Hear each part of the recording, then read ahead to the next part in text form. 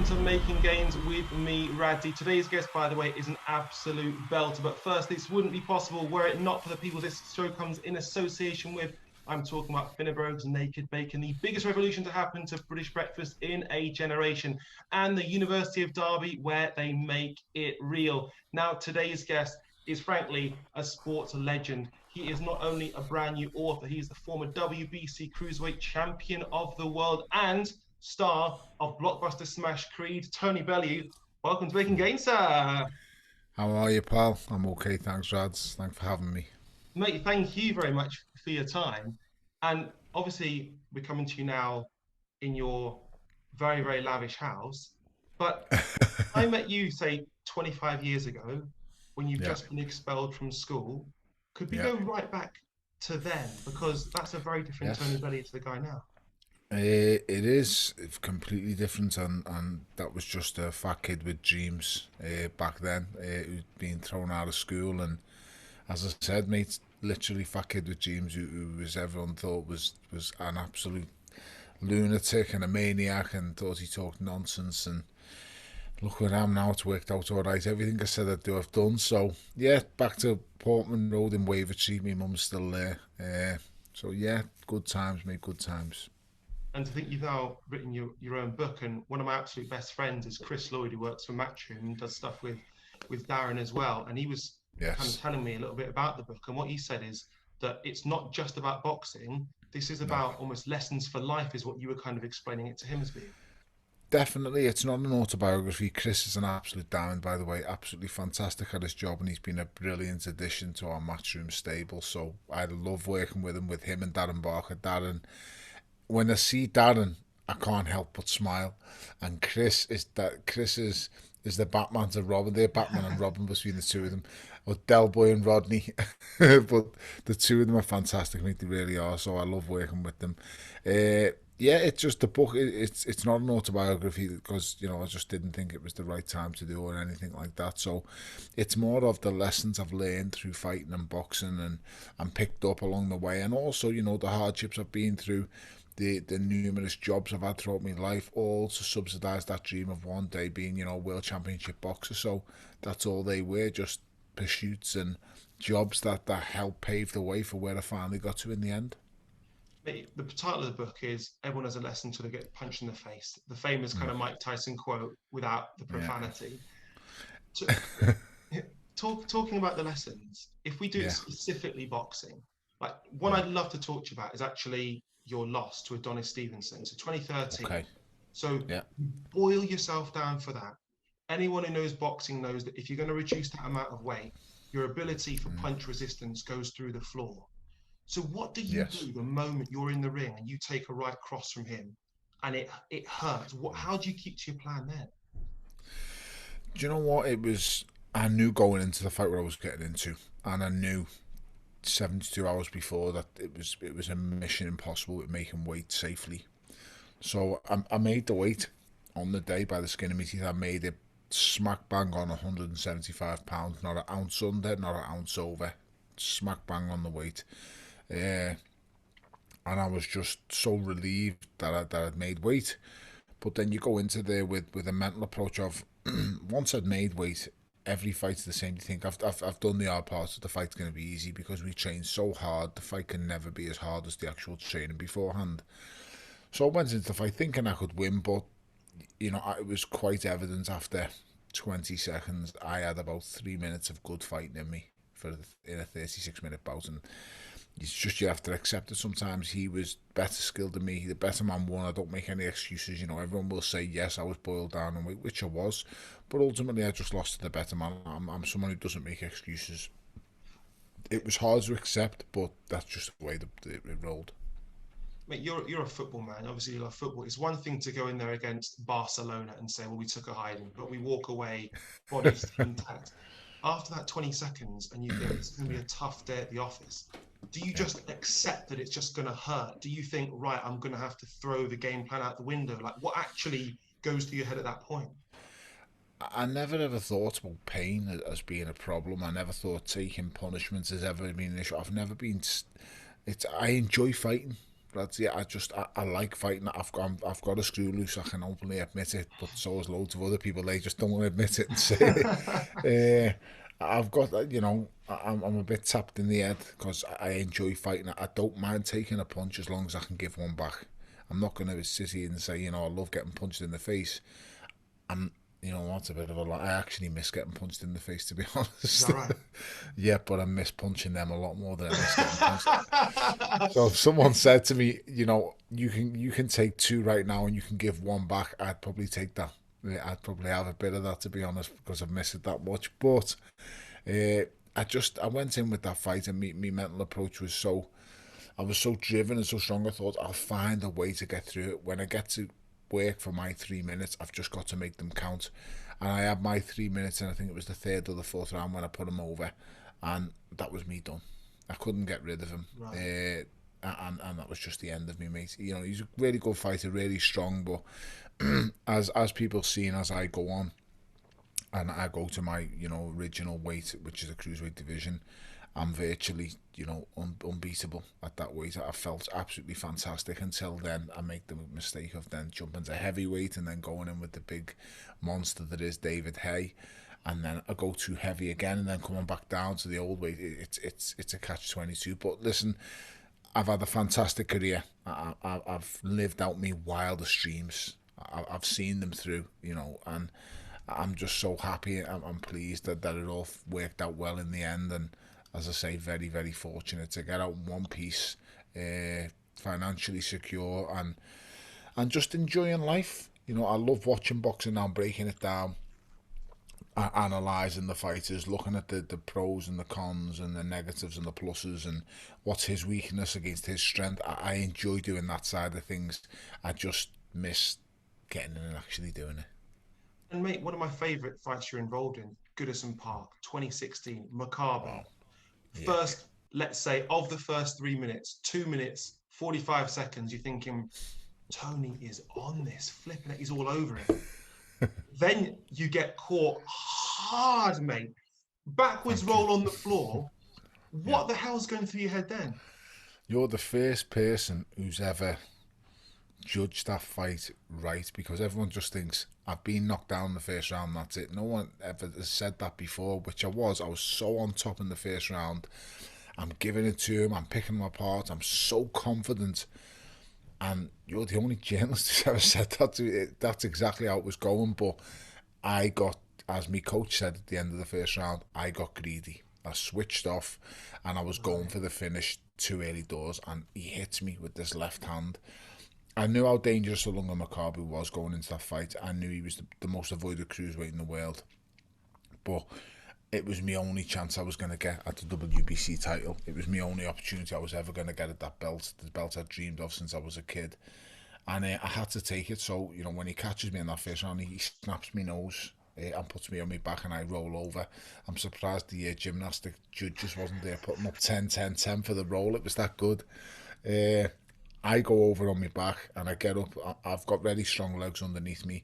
I was in amazing shape physically, even though I had a bad injury in the fight. I was in amazing shape. I could have done 20 rounds that night, and I really believed that King Kong wouldn't have beaten me on that night at Goodison Park. It was just the surroundings, the atmosphere, everything was amazing, and I found a way to just get off the floor. But believe you me, I've never ever been as nervous for a fight in my life as I was for that fight at Goodison Park. It meant so much to me.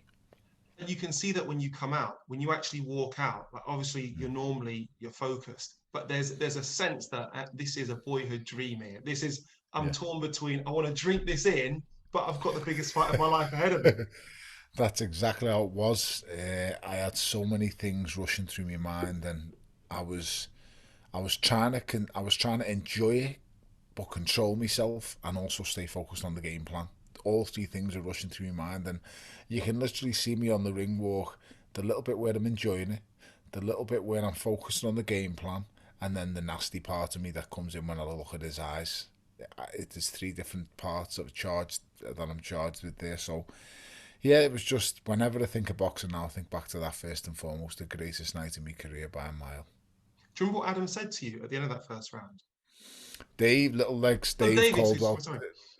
Little Leg says to me, that's what I've always called him. I get back to, I don't remember anything, by the way, of the second at the end of the second round. Like, I thought after the fight I was concussed that bad. I thought I knocked him out in the second, so the second round is completely blank to my mind. I have to watch Oh, that back on video to even understand that there was a second round. I don't know in my mind there was. So at the end of the first, I've got back on. I know I've just been knocked down. I'm sitting on the stool, and Dave's talking, but I got nothing coming into me head. Like nothing. I'm not absorbing any of it. I'm just thinking, I've been knocked down. I've been knocked down. I've got to get this right. I've got to think. I've got to finish him. Got to finish him. Because after studying Logan McCarthy, I knew he was a fighter that usually starts slow but gets stronger and stronger as the rounds go on. He only gets better as the fight goes on. So I knew I had to get rid of him in the first 6 rounds, otherwise he's only going to get stronger. So after a disastrous start like this, I was thinking, wow, what am I going to do? At the last 15, 20 seconds, remember Dave, or it might have been the start, I remember him screaming in my face, you got greedy, you got greedy, in that Yorkshire penetrating Leeds, Sheffield voice that was to me the sound of memory, you got greedy. And he screamed and shouted it, and I thought, I know I'm greedy. I was fat as a kid. I already know I'm greedy, mate. So don't need to remind me. Thank you. And when, as I say, I actually thought it was the third round, but I actually thought it was the second round that I got him in. It was only later on I found out it was the third round because I was completely concussed. I don't know what Dave said to me at the end of the second. It's a blank memory, but he obviously gave me very good advice because I went out in the third round and rendered the lung and Macabre unconscious. do you remember your son coming into the ring afterwards? Because there's an amazing moment where he gets in and you go from boxer to dad in an instant. You just become really gentle. And I thought that pretty much Yeah. sums you up. Is in the ring, you're an animal, but out of Yeah. it, you're a family man. Definitely. I didn't. I still look back and I don't think children have any place at boxing events because dangerous and bad things can happen at boxing events. So I've never had any of my children there. It was just that Corey was 10 years old at the time. He was my eldest son. Right, he is my eldest son, sorry. And I was just, I needed one of my children to be there to say I was there the night my dad won the world. I knew I was going to win it that night. I know the bookies had wrote me off and I was a massive underdog. Yeah. Uh, I know a lot of trainers throughout the country had picked the Lunga Makabu to beat me. A lot of journalists and analysts had picked the Lunga Makabu to beat me. He was my nightmare opponent. He was a short, heavy-handed southpaw. He was basically a carbon copy of Adonis Stevenson Right. with another 2 stone of muscle on him. So I understood why everyone was picking him to beat me. But at the same time, I just would not be denied a Goodison. So I wanted my son to be there, and then when I see his little face, he's a pretty little boy. He looks like his mother. At my heart sinks. I think back to it now, and it just makes me feel emotional and thinking, wow, we done it. How crucial is Dave Caldwell in your corner throughout a fight? Massive. Because you talk about it being often fights say it's the loneliest place in the world, but between rounds you have that 1 minute, and it you see it breaks some people, it makes some people. For me, it's not so much the advice in the corner. It's just having Dave, someone I can trust and someone I can rely on. So Dave is a brilliant coach. Without Dave Caldwell, I would not have become world champion. Okay. So I genuinely believe it. He I'm not going to say reinvented my style because when he got me, I was a really good fighter. I was fighting at a good level. I'd been in world title fights before, but he didn't. He added to my game. He gave me more tools. He gave me more weapons to use in the ring.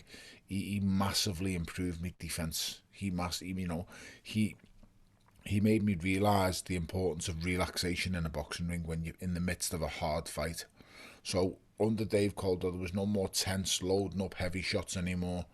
It was more of violent chess. That's how I like to. That's how I like to put boxing forward. And I thought a lot more in fights. I was happy to let someone else win a round now and again. Never in my career would I thought I'd have said that. I'm happy to let you win a round because I know I'm coming back stronger. I'm going to have this round off. I'm going to take a breather. But the next 5 rounds after this, you're going to pay for winning that one round.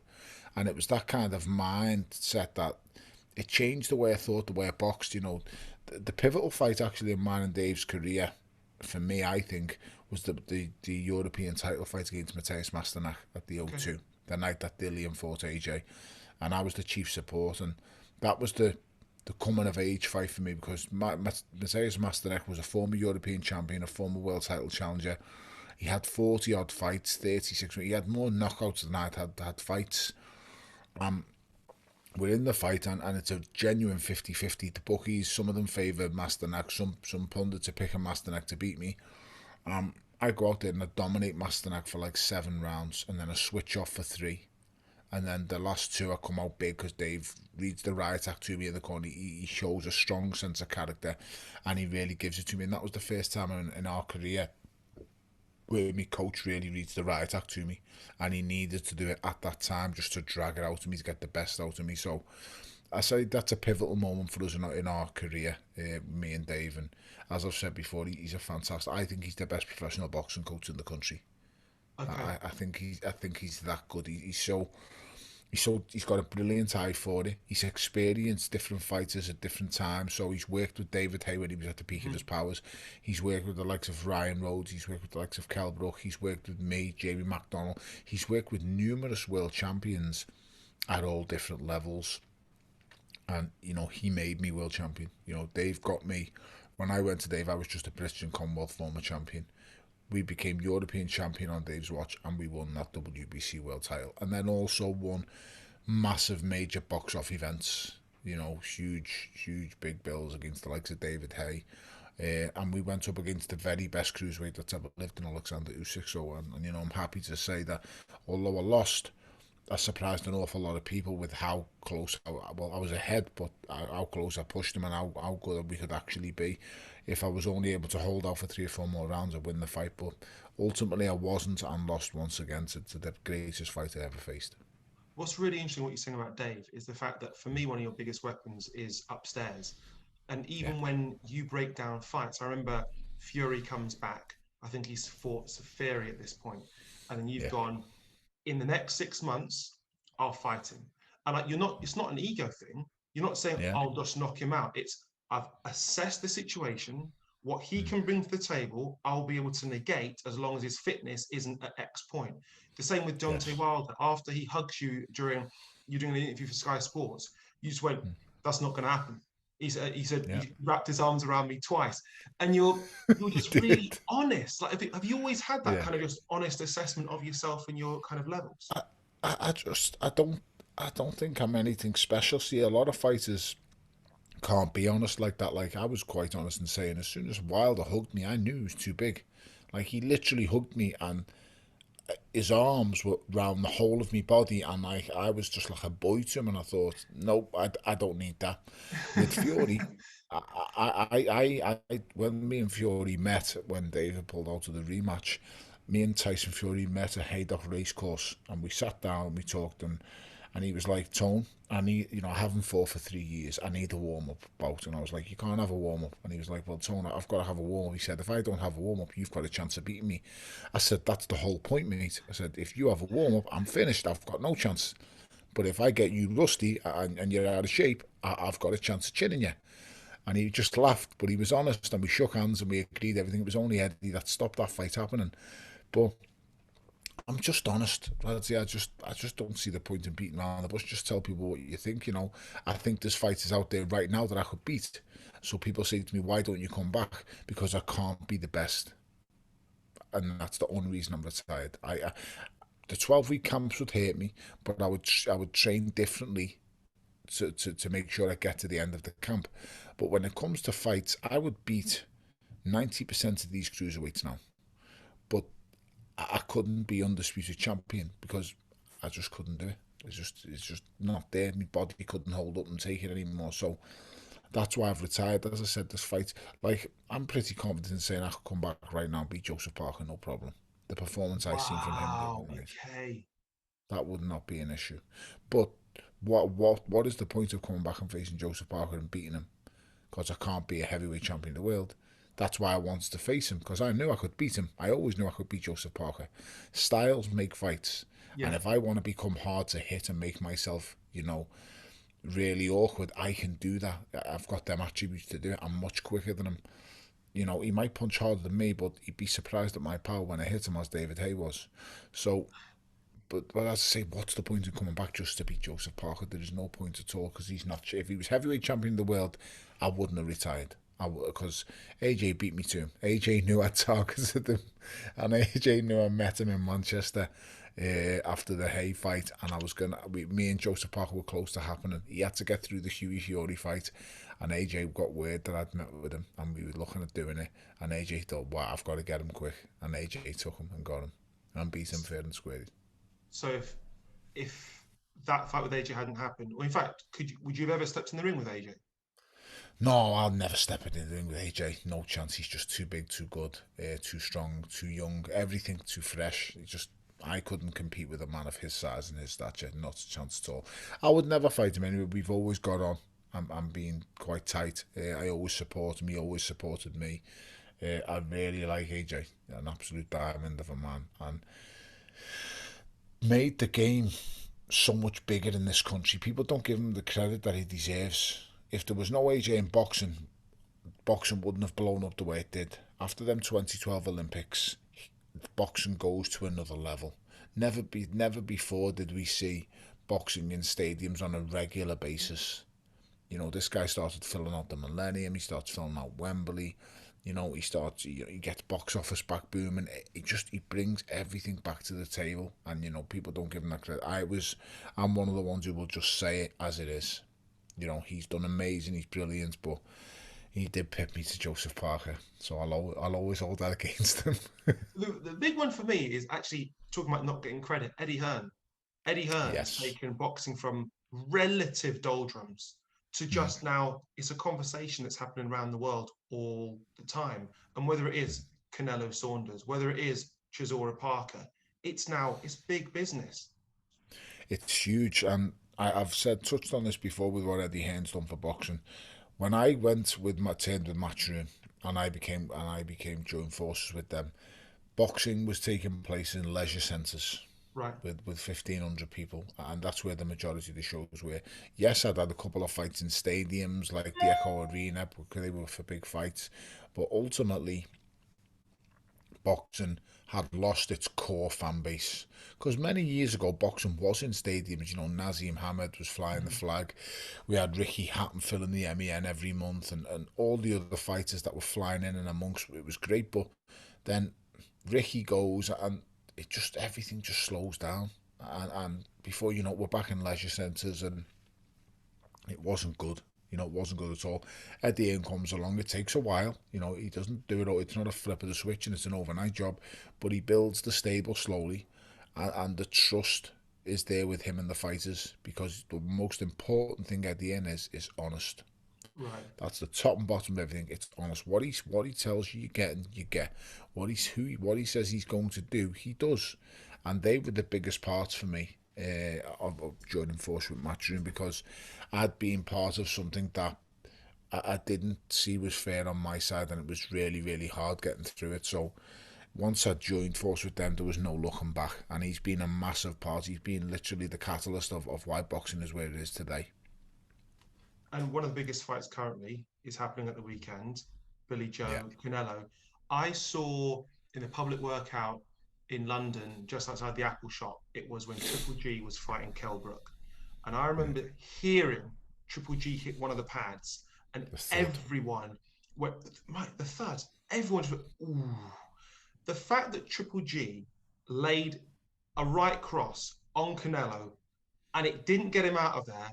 What the hell is Billy Joe going to do the same to try and overcome that at the weekend, mate? It's hard, mate. It's literally Mount Everest of boxing challenges. It's right up there. He's so hard to beat, and I've looked at it this week and studied both. I know Billy Joe from GB days. I've been around the world with Billy. Billy's a diamond of a lad, a brilliant boxer. The only thing Billy does better than Canelo is his footwork. Both of them are amazing defensively skilled fighters that make no mistake about that. Canelo is every bit as hard to hit as Billy Joe is, but they use different techniques of defense to use that. Canelo stands in front of you and makes you miss by making slip and slide and moving the body. Billy makes you miss by using the legs. He skips around the ring, he dances, he moves. So they're two completely different ways of defense. one thing I will say is Canelo's will tire someone twice as fast as Billy Joe's will. Right. Because Canelo's right in front of you. So the pressure and the fear of a man being that close all the time and he's going to hit you back, that zaps and drains your energy quicker. Whereas because Billy Joe's moving around, he's always out of range. And when you're out of range, you don't really have to focus much being the other fighter. So when I've fought guys who have been basically runners, it's you never get tired because you just step in the ring off, cutting them down, walking them down. But if a guy's in front of you right here and there, and he's still making you miss, you're constantly switched on. You know, you've got to think about what you're doing. It's feints, it's body shots, it's this, it's that.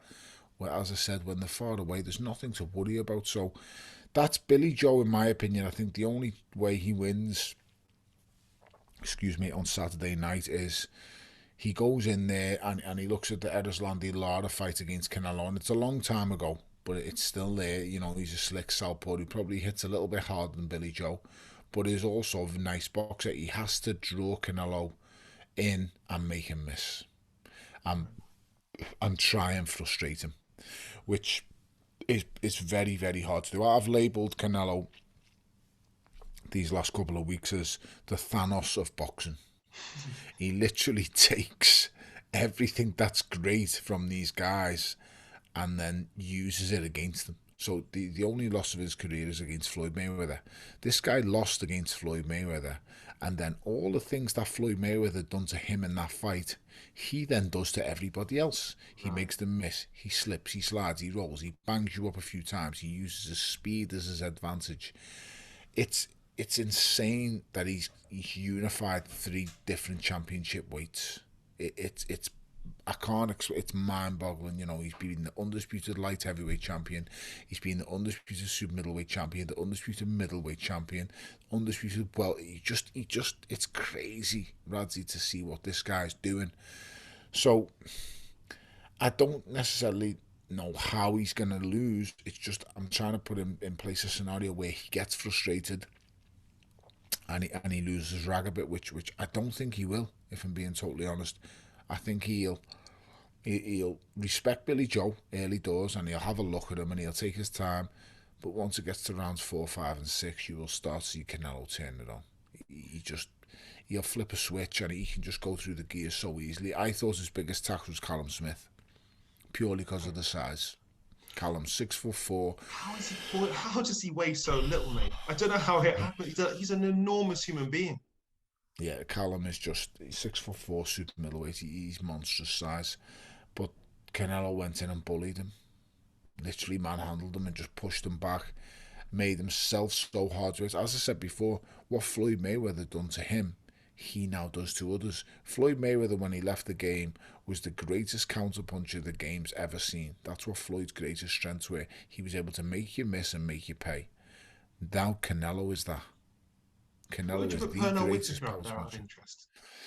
Pernell Whitaker's the probably the best defensive fighter of all time. Pernell was somebody who would just make you miss and make you look absolutely stupid. His combinations were dazzling. He was slick. He was an amazing champion. But Pernell just made people miss. Right. Floyd took that to a bit of another level when it was like make them miss, then make them pay with dazzling combinations and hitting people. Pernell was just bop bop 1 2, or sometimes he would do the shut up shop, or sometimes he would slip and slide. He would be so. If you ever watch him against Oscar De La Hoya, it's like a magician facing a matador. It's unbelievable what Pernell could do. But as I said, with time and boxing evolves, the fighters get better. They're able to do different things, and as athletes now, they're so much better than they were many years ago, and they have so much more less fights that they're able to put the body through so much more in training camps. They're able to expend so much more when it comes to actual fight night. You've got to remember the old days. These guys were fighting 10 times a year. The great, the legends. You know, Sugar Ray Robinson was fighting once a month or once a fortnight. Once a week sometimes. It's crazy to think. So with time and as the sport evolves, you see people just get better athletes. So Floyd is an improved version of Pernell Whitaker for me. But now what Canelo's doing, he's taking another level, a step ahead of Floyd, because although he lost to Floyd, he's taken so many things from that loss that he's put them into his game. They've become his attributes. This is why I label him Thanos. He just needs a ring and a cast and all the stones on his knuckles. But he's he's doing things that are just unbelievable, and he's not just doing them at people who are of a similar size. He's doing Right. it against guys who are giants. It's yeah, that for me is the most impressive bit because on the paper you might go, well, Billy Joe's got 2 inch height advantage, but Yeah, he dealt with a lot bigger than that yeah, just a couple of months ago. The other fight I've got to talk to you about is AJ Fury. Can I just ask? yes. So, were you actually good mates with Tyson? And when did that end? Did it even ever end? Because I remember my mate actually interviewed Fury in that famous line when he talks about you and David Price. That was my mate at uni, and he wasn't even into boxing, and he's there given a hospital pass, going, go on, get a couple of minutes from Tyson, and he's just gone. I don't know what to He do with got the that one. shock of his life. Yeah. You know what? I've always got on with Tyson. I've got nothing but respect for Tyson Fury. He doesn't probably feel the same about me because I've supported AJ Joshua. So Okay. I don't know. It's an opinion, Radzi, and opinions are like backsides. Everyone's got one. So it just you just got to take it on the chin, and it doesn't mean I detract. I think what he's gone through in his life is absolutely amazing. I think he's a brilliant role model for people out there struggling with mental health. I think it's fantastic that he's been very open and spoke about it. But just because I think AJ will beat him, it doesn't mean I detract anything or think less of him as a man. I just think styles make fights. It's like people out there have said on numerous occasions, do you think I'm going to lose to someone? Right. And I've gone out and beat them. 99% of the world thought David Hay was going to punch me from pillar to post. I didn't take it personal. I just think, okay, that's your opinion. It's up to me to prove you wrong. And I don't know what it was with Tyson. It also might be the promotional outfit that we're part of. He feels like it's us against them. This is nothing. The boxing fraternity and what goes on in and amongst the boxing fraternity, it's a circus. And when we all come to town, we're all part of the circus. It's as simple as that. You've just got to understand that. Once you can understand and accept that, you'll be fine. He doesn't. One of the biggest factors for me in the fight is what weight each of them are going to come in at. If Mm. you're Fury, what would you look to do? Would you look to try and outweigh him as he did in the Wilder 2, or would you come in lighter and try and dance like he did against Klitschko? I don't think it'll matter with Tyson Fury so much. His weight isn't a factor in the fight, purely based on Okay. it's all about his style. So Tyson Fury has to come in there, and I've seen the most recent comments of, I'm going to get rid of you in 3 rounds, I'm going to knock you out, you won't go past three. Well, basically, that's just mind games, purely because he doesn't want Joshua to come out and go crazy trying to get rid of him in the first three. He wants AJ to come out and think, I better be careful these first three. He's been telling everyone he's going to knock me out. Once the first 3 rounds are over, that's a massive chunk of the fight gone with AJ can win, in my opinion. I think AJ's going to win, but I think it has to be in them first six. If you don't figure Tyson out in them first six, you're in trouble. Because Tyson is an anomaly when it comes to boxing. He's the unsolvable puzzle. And if you go past 6 rounds with him, you ain't figuring him out. He's tired you out after six. You're going to be a bit slower, a bit more lethargic. And then he's just going to go to school on you. He's going to go to work. And that's what you can't allow with Tyson Fury. You can't allow his mind games. You can't allow him to set traps for you with his mind, and you cannot allow him to dictate the pace from the get-go. So he can't afford to be pushed back by Tyson Fury. He's never going to push AJ back anyway. That's not going to be his game plan. If he thinks he's going to face AJ the way he faced Deontay Wilder, it's completely different ball game. Styles make fights, and Mm-hmm. as I've said before, the only way to beat Tyson Fury is to get on him early doors when he's at his weakest point and make him make mistakes and make him pay for them. Now Deontay Wilder was able to make him pay in that fight, but his lack of technical ability and skill is so dreadful that he's not able to capitalize on them. If Anthony Joshua drops Tyson Fury the way Deontay Wilder did, the fight's over because he is the most ruthless finisher since a prime Mike Tyson in the heavyweight division. Right. There hasn't been a finisher like AJ since Lennox and Tyson. They were the best finishers. When they get guys hurt, they take them out, they take them apart. And I think he will hurt Tyson Fury in the fight. I just think he will catch him, he will put him over, and he will get the job done. He's a ruthless, ruthless finisher. As I said, if it goes past six, it's. I think I don't think he can beat him. I really don't. But this is the interesting thing in the fight. Everybody thinks after Tyson Fury's last performance against Deontay Wilder, everybody's raving on him, and so they should, because the win against Deontay Wilder is a brilliant victory. But don't ever compare Deontay Wilder to a former Olympic champion and someone who knows what they've got to do. Mate, would you ever go into coaching? Because like it's so obvious with your ability to analyze and create strategies and predict. It just seems like just an obvious fit. I have been asked and I've said no, but I Okay. just purely because I've spent so much time away from my family that I'm just in a position now where I think I, I've been away for so long. Why do I need to take? Because every time the fight's in the gym, who's in there with him? The coach. Right. Every time a fight, so you spend just as much time as the fighter there. It wouldn't necessarily be about money, but it's just purely the time. It's just the time, and you can't get time is something that everyone in the world don't value money as your greatest asset or thing. Time is the most important thing that we all have, because it's the only thing in the world that we give away and we cannot get back. Right. And I value my time so much these days, so I like to spend as much quality time with my family as I can, because for the last 20 years I haven't really been with them as much as I should have been, because I've just been focusing on one fight or the other. I never took time to reflect on my career. I just carried on fighting. It was always the next challenge. It was always about the next fight. Always about pushing on. And now when I've looked back, I kind of regret that, because I put boxing first for 20 years of my life. It came before my kids. It came before my wife. And I'm not ready to commit to life as a trainer and think I've got to put them first then. So that's the reason I wouldn't do it. I'm managing a few guys and I help them out, and I just want to help them, teach them the things that I've learned firsthand and pass them over, and then hopefully they pass them on through generations. You say you're fighting for yourself and you've sort of been selfish, but to me, at the heart of it, there was a reason behind it. And even the fact that you sent your family away ahead of the hay fight, I thought was telling, because to me, it was kind of speaking to, I don't want you to go through all the circus that's Yeah. inevitably going to happen. And I don't want to have to personally deal with worrying about you, because I've got a job to do and this is going to change our lives.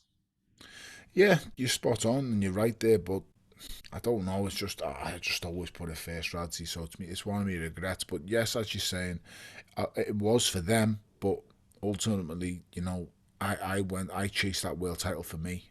I had that dream since I was 15 years old. I Okay. wanted to be WBC world champion, but that was my dream, and I've dragged them all the way through it. And it's come at a massive expense. I've missed my kids growing up. I've missed spending time with my wife so much, my kids, my family. But so does, this is why I talk about it in the book, so does 90% of guys going out there working 9 to 5 Monday to Friday, or every day of the week, to spending so much time away from the family to provide for them. So there's little things in the book where we can go over and say, well, I done this and I done that to make up for the time, or we would do this on certain days, planning ahead to make sure you use the time accordingly, and just right, so you get time everywhere. And I only learned that towards the end. At the start, I was just so driven on getting better and getting better and getting better, and training, training, training, that I just forgot about the family. And before I knew it, my eldest boy's 10. And you're just like, well, how is he 10? Where's it gone? And as I've said before, the most important thing in life is time. Yeah. It's not money, it's not anything materialistic. It's just purely the time. Make sure you spend time with your family and your kids, because when it goes on to their next journey, and when they create family of their own, I want them to remember, I spent them times with my mum and dad, I spent this time, and I want them to have them memories. And you can't just fabricate them and make them up. They've got to be spent and they've got to be earned, and that time has to be spent with them. So that's the most important thing, one of the big things in the book. Wait, with your book, what came first? Was it the book and then you thought of lessons, or did you always have those lessons in your head and you wanted to just put it into a book? It was crazy because with the book, I mean, obviously the title was something that everyone believes. Mike Tyson said everyone's got a plan until they get punched in the face. It was actually the great brown bomber Joe Louis who said the quote Was first. it? Yes, it Wow, was. thank you for that. So he said it first. Mike just made it famous. That's all. Because when Mike says things, Mike, everybody listens. But when the Brown Bomber said it first, it was like, oh, okay, well, that's a really good point. I always, if it was an autobiography, I would have called it "Fail to Prepare, Prepare to Fail," because I lived by that quote my whole Right. career. So that'll be tattooed on me, really will. So I just, my whole career was about that quote. But for this, I wanted this book to be something that people can look upon and go, well, what was you thinking when you were going to work in the pillar factory? And what was you thinking when you're going to work in Next? What was you thinking when you're going to work on the building site? In all them different jobs, what was the thinking when I was working on nightclub doors? What was the thinking when I was working as a lifeguard in the swimming baths? In the background, it was all to subsidise this dream of becoming a world champion. Now, not everybody's going to have a dream of being a world champion, but I don't think there's a person alive who doesn't want to better their situation in life. Yeah. I don't think there's a person alive who doesn't want more than what they actually have right now. So there's ways of getting there, and there's ways of getting that. There's ways of changing your mindset on things, and that's what a massive part of the book is just conquering certain things in your mind, because you should never be in a race with anybody else. It should only be about you. Don't worry about what he's doing or what she's got or where he's going or where she's going to be. Just worry about what's going on with you, because you can't change all them other things what other people are doing. You can only change what you're doing. And that for me was the biggest thing. Just focus on myself. I'm in a race with nobody else. I'm just purely up against myself. Can I be better today than I was yesterday? And that's the biggest thing for me. It's a big part of the book, as I say. So yeah, from the background I've come from, I'm from Wavertree in Liverpool. It's just, I'm a product of my environment. I've been fighting since I was a kid. I love fighting. I love nothing more. In an ideal world, I'd have been a professional footballer for Everton Football Club, scoring 30 goals a year, wearing the number 9. But we don't live in an ideal world. We live in the real world. And in the real world, Tony Bellew was born and can fight anybody. What would you have done if you weren't a boxer? Wow, that is a question. I don't know. I genuinely don't know. I would have just continued to try and do something right and work hard. I've always liked the nicer things in life, and I was determined to get them. So I would have just worked at whatever. It would have been fighting in one respect or another. I don't know how. But the way this UFC is now, I'd have loved to have competed in that. Mixed martial arts, I'd have loved to, because I kickboxed as a young child. I was not bad with my feet. I've got a passion for fighting. As I said to you before, I've got a screw loose. I understand that, but it's just one of them things that we have certain attractions to. I adore football. Football is my first love. I'm a mad Everton fan, as everybody knows. I didn't choose them; they chose me. You don't choose to be an Evertonian, believe you me, you're chosen. So it's just, that was it. After that, and where I'm from, expelled from school. There was no way. There was no way. Not no way out, but what else was I gonna do? I left school with zero qualifications. You've got no job, you've got no hope, and when you're telling people you're going to be world champion boxer and people are laughing at you, thinking, don't Yeah. be ridiculous. No one from Wavertree's ever been a world champion. No one from Wavertree's even been a British champion, you fool. Just keep telling someone else your stories. And before you know it, mate, everyone thinks you're Jack and Ori and you're telling stories. So you've got to just stick by your goals. Everyone has dreams, everybody has goals. Make your goals a little bit smaller and more achievable. Not everyone can have a goal of 15 and go, I'm going to be world champion. Okay, yes, I did, but I had hundreds of other little goals on the way. Me saying I'm going to become world champion in 15, yes, I did, but there was 20 steps along the way, and I had to tick off each one of them steps going along the way. So it was to win a novice title, then it was to win an ABA title, then it was to box for England, then it was to box for Great Britain, then it's to go professional, win a British title, Commonwealth title, a European title. Where all these steps keep ticking off, and then when you get to the final step and I've won that world title, everyone forgets about the 19 steps before that. But it's been a long road. I didn't just wake up one morning and go, I'm fighting at Goodison Park, and that's it. It's a long road, and you've just got to believe in the process and in the journey. And that's me. My greatest attribute was I was never willing to give in. Well, the thing is, so I come from broken home. Yeah. Wolverhampton, not much money. And if it wasn't for my mum, I reckon I'd have been a world-class criminal. The way my brain works, I can arrange stuff really well. I'd have been brilliant. Wow. But it's because of my mum. She made me Yeah. not make those decisions. And I often think that guys who end up inside, they're Yeah. not bad people. All it is, No, they they're not.